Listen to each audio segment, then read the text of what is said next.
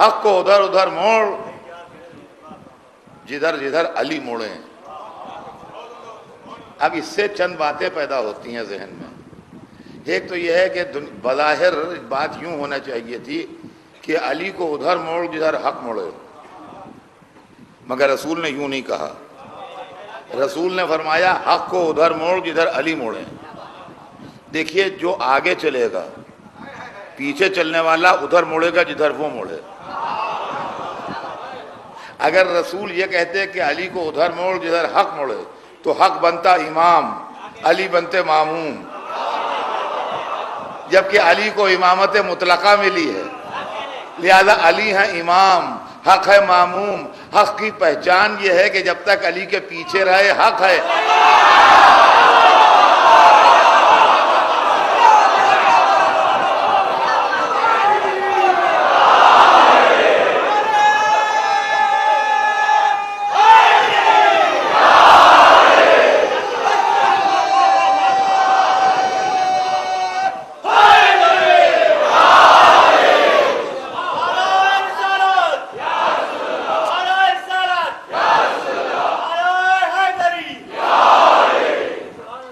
حق کی پہچان یہ ہے کہ جب تک علی کے پیچھے چلے حق ہے، اور اگر قدم آگے بڑھا دے تو باطل ہو جائے گا.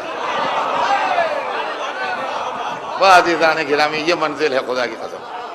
اللہم ادر الحق حیثما دار، پالنے والے حق کو ادھر موڑ جدھر علی موڑے. اور قرآن میں کہا گیا ہے ماذا بعد الحق الا الضلال، حق کے بعد سوائے گمراہی کیا اور ہے کیا. اب بھی مطلب نہ سمجھ میں آئے تو کب سمجھ میں آئے گا؟ یعنی علی کو چھوڑ کے سوائے گمراہی کے ملے گا کیا؟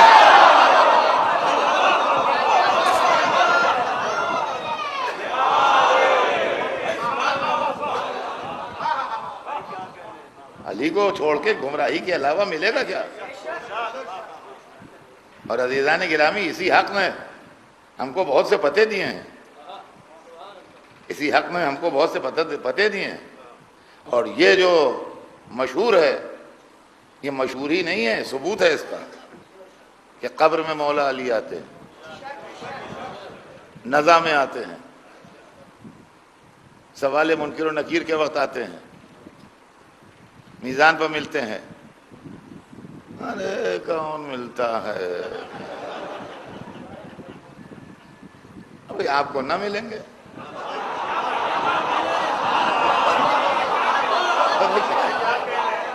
تمہیں جھگڑا کہے گا؟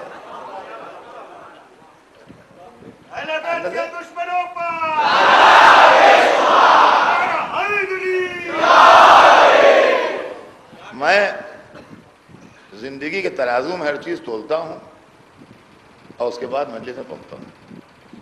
سمجھے آپ؟ یہ آپ جو مجھے سنتے ہیں اتنے برسوں سے تو آپ کو اس کا بخوبی اندازہ ہوگا. اور روزمرہ کی زندگی کی اسٹڈی ہے میری.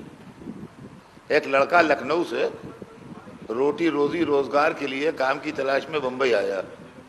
آتے رہتے ہیں یو پی سے ادھر سے آتے رہتے ہیں. لکھنؤ سے ایک لڑکا اپنے روٹی روزی کی تلاش میں، کاروبار کی تلاش میں بمبئی آیا. وہ اس کے پہلے کبھی آیا نہیں تھا، نہ بمبئی میں اس کا کوئی جاننے والا تھا، کوئی جاننے والا نہیں تھا. قسمت آزمائی کے لیے بمبئی آیا.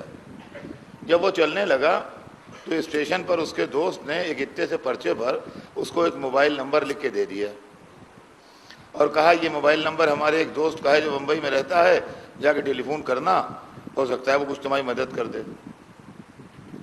آپ یقین مانیے کہ وہ کلیجے سے لگائے ہوئے لائے گا اس پرچے کو.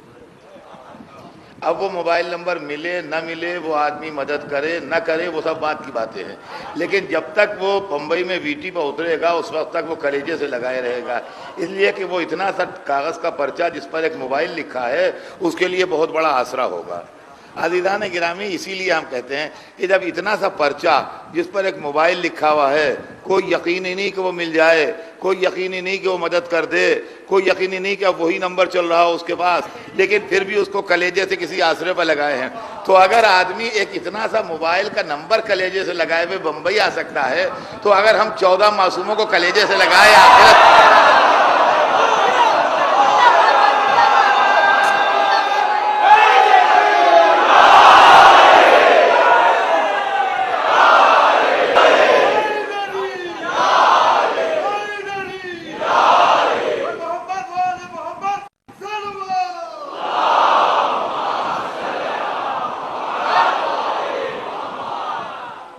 تو عزیزان محترم، مسئلہ یہ ہے کہ کہاں کہاں ملاقات ہوتی ہے، کہاں کہاں ملتے ہیں، اور یہ حق کہاں کہاں کام آتا ہے۔ دنیا میں تو بہت کچھ ہے، لیکن آخرت میں جہاں کوئی مددگار نہ ہو، جہاں کوئی ساتھی نہ ہو، دولت کا مظاہرہ قبر تک رہا، اولادوں نے آنسو پوچھ کے رخصت کر دیا، دوست اور عزیز افسوس کرتے ہوئے ہٹ گئے، اب اکیلے مسافر کو جانا ہے۔ کتنا ہی زیادہ دوستی کسی سے کیوں نہ ہو، کتنی ہی زیادہ قرابت کسی سے کیوں نہ ہو، کوئی آگے ساتھ چلنے پر تیار نہیں ہے۔ ہم کیسے بھلا دیں علی کو جنہوں نے ایسے موقع پر آنے کا وعدہ کیا ہے۔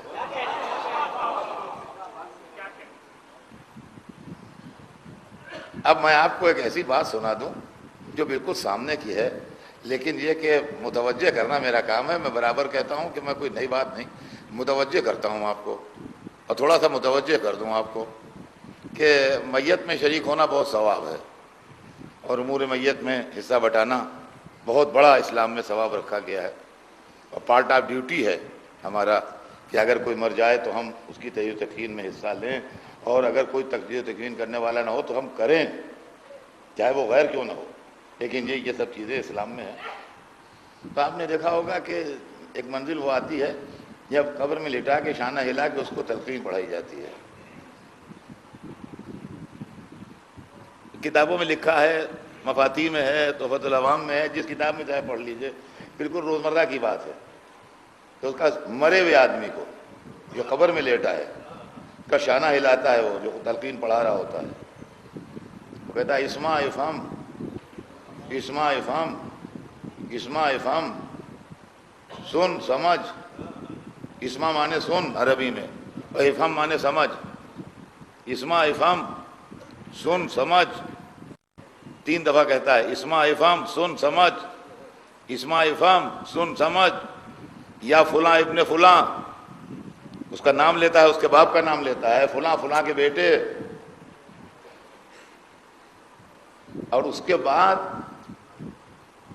کہتا ہے کہ جب تیرے پاس ملکین مقربین آئے خدا کے، تو اس سے سوال کرے تو ڈرنا نہیں، گھبرانا نہیں، اور پریشان نہ ہونا۔ پہلا مسئلہ تو یہ ہے کہ مرا ہوا سنے گا کیا اور سمجھے گا کیا؟ ہما تو جب ہما شما کے مردے مرنے کے بعد سنتے اور سمجھتے ہیں، تو اگر خاصان خدا سے ہم آواز دیتے ہیں تو کیا وہ نہ سمجھیں گے؟ اچھا، اس کے بعد اس میں کیا کہا جاتا ہے کہ یہ ہے وہ ہے وہ ہے، تمام چیزیں بیان کرتے کرتے اس کے اندر خدا کا نام اور رسول کا نام اور قرآن کا نام اور 12 اماموں کے نام لیے جاتے ہیں، اور اس کے بعد کہا جاتا ہے ان الموت حق والقبر حق والمیزان حق۔ یہ موت حق ہے، قبر حق ہے، میزان حق ہے، صراط حق ہے، سوال منکر و نکیر حق ہے۔ یہ جہاں جہاں حق کا لفظ استعمال ہو رہا ہے، علی کا پتہ ہے اللہ۔ آواز محمد۔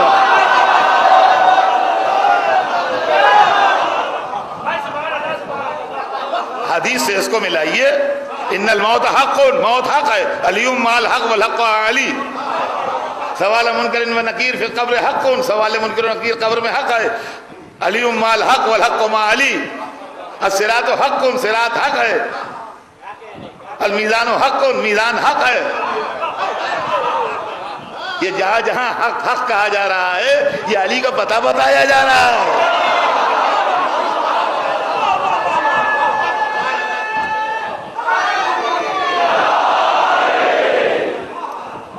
اور بھیا ہو جو بھی، امید پر دنیا قائم ہے۔ دیکھیے مثل مشہور ہے کہ امید پر دنیا قائم ہے۔ کہتے ہیں موت بہت سخت چیز ہے، موت بہت سخت چیز ہے، یہ مشہور ہے۔ اور اس کی تشبیہ یوں دی گئی ہے کہ ایک مہین باریک کپڑا ایک ایسے درخت پر ڈالا جائے جس میں کانٹے ہوں، اور اس کے بعد پھر اس کو کھینچ لیا جائے تو وہ تار تار ہو جائے گا کانٹوں کی وجہ سے۔ کہتے ہیں روح نکلنے کا یہ منظر ہوتا ہے۔ اب ہوتا ہوگا، ہم کہہ نہیں سکتے، اس لیے کہ ہم لوگ کوئی اس منزل سے گزرا نہیں جو کہتا میں کہتا ہوں ایسا نہیں ہوگا، کوئی نہیں کہہ سکتا، ہوتا ہوگا۔ لیکن ہمیں ایک بات کا اعتبار ہے کہ اگر علی آ گئے تو پھر تکلیف نہیں ہوگی. کیوں تکلیف نہیں ہوگی؟ اس کی وجہ ہے قرآن نے ہمیں اطمینان دلا دیا کہ تکلیف نہیں ہوگی. اس لیے کہ قرآن میں ایک جگہ یہ لکھا ہے کہ جب مصر کی عورتوں کے سامنے سے حضرت یوسف گزرے